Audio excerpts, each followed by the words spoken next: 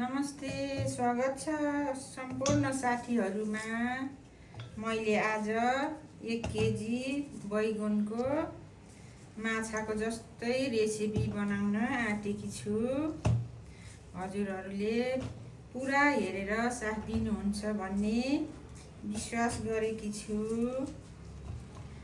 यो बैगुनलाई मैले माछा जस्तै फ्राई गरेर बनाउन आँटेकी छु। हजुरहरुले पनि बनाएर खानु होला, हेर्नु होला। अब म यो बैगुनलाई मजाले पखाल्छु।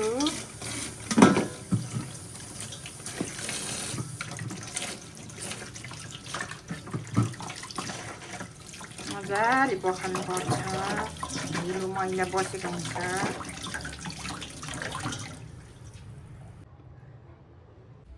ल साथीहरु, अब भने म यहाँ 5 प्रकारको मसला लिएकी छु। यहाँ सौंफको दाना, यहाँ मेथीको दाना, यहाँ चाहिँ मुला र तोरीको दाना, यहाँ जिरा धनियाको दाना लिएकी छु भुट्नको लागि। साथीहरु, अघि तयार पारेको मसला भुट्नको लागि ग्यास सल्काउँदै छु म। पेन पनि बसाले। ग्यासलाई सानो बनाएर यो मसलाहरु भुट्न पर्छ। जिरा धनिया नि राखे, तोरी र मुलाको दाना राखे, मेथी दाना नि राखे, सौंफ पनि राखे। ल मैले पुरै राखे। अब बिस्तारै भुट्दै चलाउँदै गर्नुपर्छ। साथीहरु, अब हाम्रो मसला पनि फुटिसकेको छ। धेरै फुर्याउँदा नि तितो हुन्छ।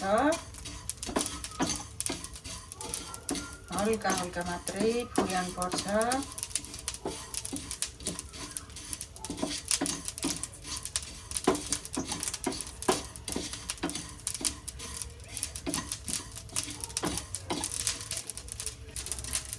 अब हाम्रो मसला पनि मजाले फुरिसक्यो। अब म ग्यास पनि निभाउँछु। यो प्लेटमा खन्याउँछु, किनभने यही पेनमा राख्दा डढ्न सक्छ। साथीहरु, म अब यो बैगुनलाई चिरा चिरा पारेर काट्छु। धेरै ठुलो बनाउँदा नि अलि नपाक्ने सम्भावना हुन्छ, त्यही भएर ठिक्क ठिक्कको चिरा बनाउँदैछु म। साथीहरु, मैले बैगुन काटेर नि सकाएँ। साथीहरु, म अघि भुटेर राखेको मसलालाई पिस्नलाई मिक्सरमा खनाउँदै छु।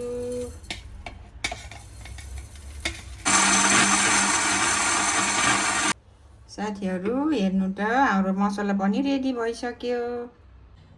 अब म अघि पिसेको मसलालाई बैगनमा खन्याएँ।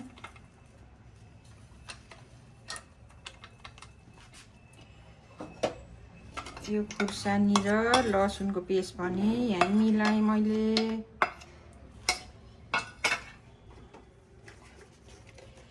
बेसार पनि मिलाएँ। नुन पनि राखेँ मैले। अब चाहिँ यसलाई मेरिनेट गरेर एकछिन छोपेर राख्नुपर्छ। म थोरै सोया सस नि राख्छु साथीहरु। अब म मेरिनेट गर्छु। ल साथीहरु, अब म मेरिनेट गरे सकाएँ। 10 मिनेटको लागि छोपेर राख्छु। साथीहरु, म अब पेन बसाले बैगन फ्राई गर्नको लागि।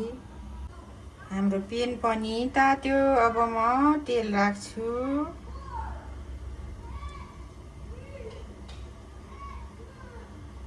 साथीहरु, हाम्रो तेल पनि खरियो। अब म बैगन फ्राई गर्न राख्छु।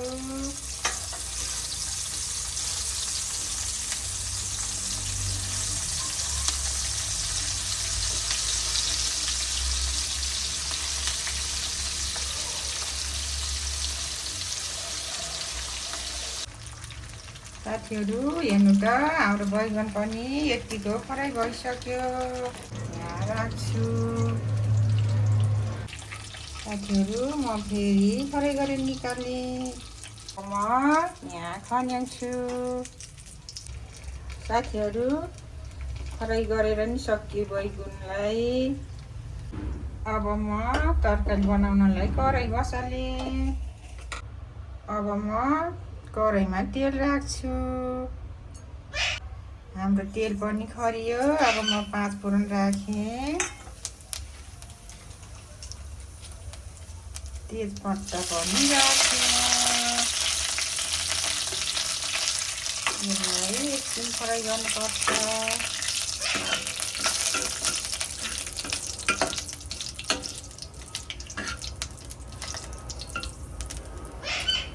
अब म मिडियम साइजको 2टा प्याज काटेर राखेको छु, त्यो पनि लगाएँ। यसलाई नि हल्का फ्राई गर्नुपर्छ। साथीहरू, हाम्रो प्याज पनि यतिको फ्राई भइसक्यो। अब म चाहिँ अदुवा लसुन र खुर्सानीको पेस्ट राख्छु थोरै। अब म 1 बल टमाटर पनि राखेँ। यसलाई पनि फ्राई गर्नुपर्छ। यो टमाटर गल्नको लागि एकछिन छोपेर हेर्नु त साथीहरू, हाम्रो टमाटर पनि यतिको गलिसकेछ।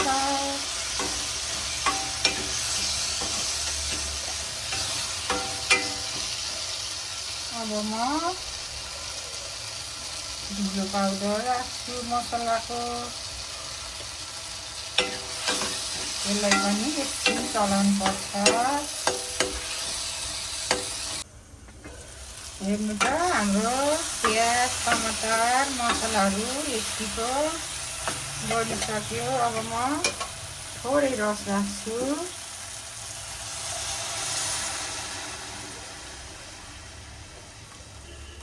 साथीहरू, अघि नै मेरिनेट गर्ने बेलामा नुन बेसार राखेको थिएँ। अहिले पनि फेरि स्वाद अनुसारको नुन बेसार राख्दैछु।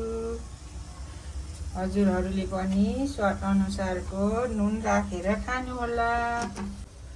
अब म थोरै चुक पनि लगाउँछु। हेर्नु त हाम्रो ग्रेभी यतिको रेडी भयो। साथीहरू, हेर्नु त हाम्रो ग्रेभी पनि यतिको उम्ल्यो। अब म अघि फ्राई गरेर राखेको बैगुनलाई राख्छु। अब एकछिन फेरि यसलाई छोपेर राख्नुपर्छ। साथीहरू, हेर्नु त हाम्रो फ्राई बैगुन ग्रेभी बनाएको यतिको तयारी भइसक्यो। अब म ग्यास पनि अफ गर्छु। साथीहरू, हेर्नु त हाम्रो खाना पनि सम्पूर्ण रूपमा तयारी भइसक्यो।